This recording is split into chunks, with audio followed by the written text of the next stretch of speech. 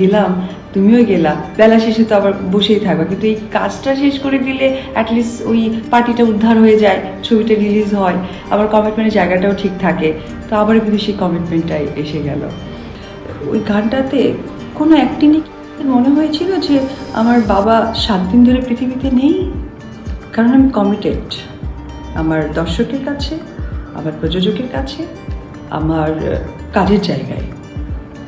কষ্ট আমার, কিন্তু 7 দিনের দিনও আমি রোম্যান্টিক শটগুলো দিয়েছি। শট শেষে আমার খুব খারাপ লাগতো যে আমার বাবা নাই। আমি বাইরে গেলে বাবা সবসময় আমাকে ফোন করতো, বলতো যে কী করছো, কী না করছো, এই করছো, সেই করছো, যেটা হয় স্বাভাবিকভাবে। আর আমার বাইরে গেলে আমি মা বাবাকে বলতাম কী আনবো।